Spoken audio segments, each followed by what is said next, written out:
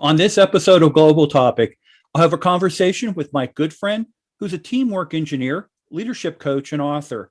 Mike is the president of Goodfriend Associates.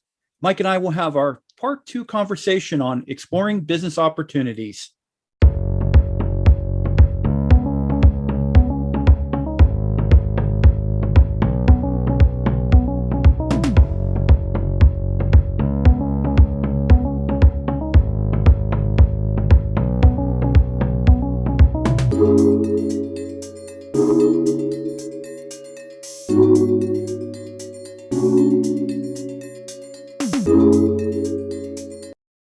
Hey, Mike, welcome back to Global Topic. Thanks, Jim. It's really great to be back. I'm looking forward to another session with you. I'm looking forward to it too. Mike, let me ask you this. When exploring business opportunities, is it, to be an innovator, should we explore or create? Well, it's a good question, Jim. We have this vision of an innovator, that they're sitting on a mountaintop on a quiet beach, freely thinking about the future, and just through their creative intellect, they're going to invent something that no one's ever considered. That probably does happen, but I don't think it really works that way. It's more likely to have innovation that comes from what I call mining or exploring. Actually, Steve Jobs said it best, that creativity is connecting things. And so being able to explore for possible connections through curiosity and experimentation is the best opportunity to innovate. Walt Disney was once asked by a little boy, Mr. Disney, just what do you do? And he was never was asked that question before, but he responded, well, I think of myself as a little bee. I go out from one studio to another, gather pollen, and sort of stimulate one another. So true innovators tend to be like that, just discovery driven. So tell me, what do you mean by discovery driven? Well, there's actually a great book I would recommend that discusses this concept of discovery driven leaders. It's titled The Innovator's DNA. And the authors are Jeff Dyer, Hal Gregerson, and Clayton Christensen. The book discusses the difference between leaders that are delivery driven versus those that are discovery driven. And first of all, delivery driven leaders probably are more common. They're motivated and incentivized to just deliver on the existing business model. They have to organize work, analyze performance data, and execute on detailed plans. They work inside the box, so to speak. Discovery-driven leaders are divergent thinkers. They desire to change the status quo and take smart risks to make change happen. They tend to be more curious. They connect unrelated things and are willing to experiment. And so they also network outside the box and are willing to observe others outside their profession and industry. While delivery-driven leaders tend to network inside their profession and industry. Discovery-driven leaders are better at asking questions, while delivery-driven leaders are better at sharing their answers. So to be a discovery-driven explorer, you have to be on the lookout for ideas and more ideas for innovation. An example, Thomas Edison was reported to have had 3,500 notebooks during his life of ideas. So to me, that's just amazing. And we know that he obviously didn't come up with 3,500 inventions. There's a small number of inventions that came, really good inventions that came from those 3,500 notebooks. So that's what I mean by discovery driven. So, Mike, what would you say are the key skills of an explorer? Well, the book actually outlines those 5 skills, and the first one is called questioning, then observing, networking, experimenting, and associative thinking. So questioning, observing, and networking are all focused on triggering connections between what you learn and what is possible, to expand the number of ideas and options. Experimenting is a willingness to take risk and experiment with ideas and options. So what drives all four of these skills, Jim, is curiosity and inquisitiveness, and a willingness to delay our natural instincts that we all have to develop answers and take action, right? So I liken, these discovery-driven skills to like the Star Trek crew, to seek out new life and new civilizations where no one has gone before. The final skill of an innovator is called associative thinking. In the last interview of me that you did, I mentioned that I attended this annual workshop called Pumps and Pipes for sharing learning between oil and gas, aerospace, and healthcare. A really interesting story here that I'd like to share. There was a speaker a few years ago, and he was employing canines, dogs, and they had a video of this, to search for oil spills on a riverbank in Canada that needed to be remediated. Because, dogs have the sense of smell that is significantly superior to humans, and they can cover wide areas to identify, a particular scent. So they showed how the dog would identify the area where it would, smell the oil, and the dog's human companion, and the dog would sit, and that to show that it identified that scent. The dog's human companion would then place a flag to mark the area that needed to be remediated later. And then the dog would receive a toy to play with for a period of time as a reward. So the interesting part was, I guess there was an engineer from ExxonMobil in the audience, and he became a speaker the following year based on this presentation. And I guess the oil spill presentation ignited his thinking about how a canine could be used for a personal problem he experienced with mosquitoes in the Houston area.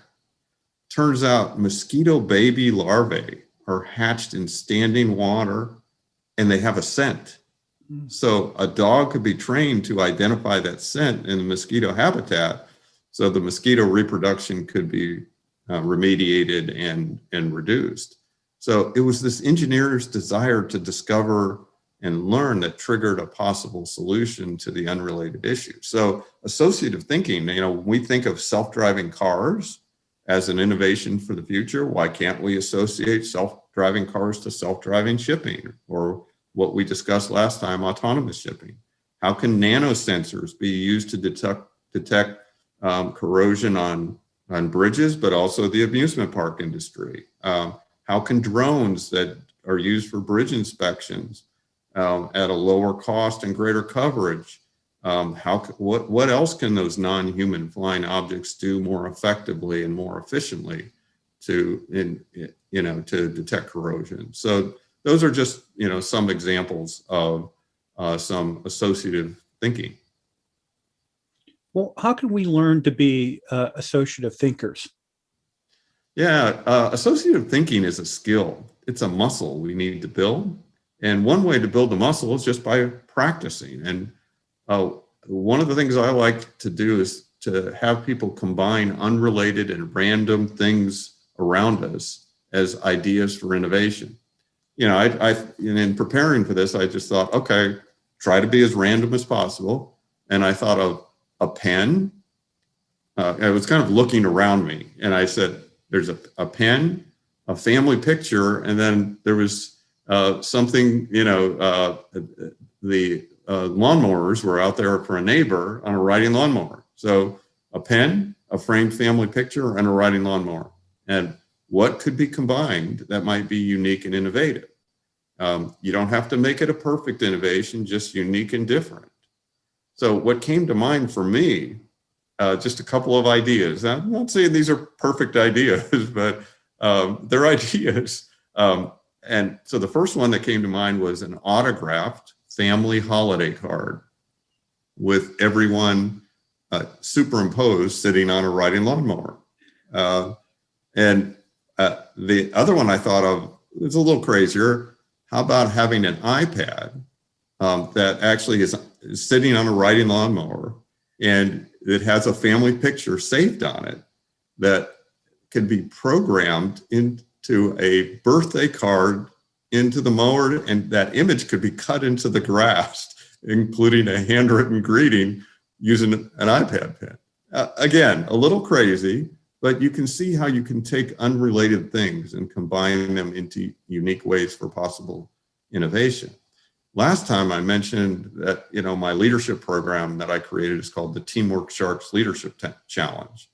And it's a Shark Tank style approach, a 6-month program that culminates in participants presenting their case to the sharks and for a business opportunity they want to lead. So they actually attend a workshop that I deliver where we learn about these 5 skills. They have to both combine unrelated things, just like I mentioned, but they also participate in a Lego bot simulation exercise that actually where they have to use these skills. So those are just a couple of thoughts on how I go about helping people, build that skill of associative thinking. Well, I appreciate you putting that together, the pen, the family photo, and then also the riding lawnmowers. I think that was a good way to kind of put that image in my head exactly, related to associative thinkers. Sure. So what are the do's and don'ts of a business opportunity explorer? Good question. I'll just give you a few that I can think of here. So first of all, do invest time in the important but not urgent and activity. And I consider that an investment, important but not urgent activity of increasing the number of ideas using those 5 skills of disruptive innovators. Do network with people outside your industry, as that will likely be a better source of ideas for associative thinking. And do believe do believe that what you don't know will lead to more innovative ideas than what you do know. Okay, and that's a little bit of a mouthful. Do believe what you don't know will lead to more innovative ideas than what you do know. So from a don't standpoint, don't wait for the perfect idea. All ideas are good. Some go nowhere. Some are on a different time frame or for a different time frame, and just a few are worth trying. Don't assume all innovations have been thought of, because they haven't. You don't have to be an expert to be a great innovator.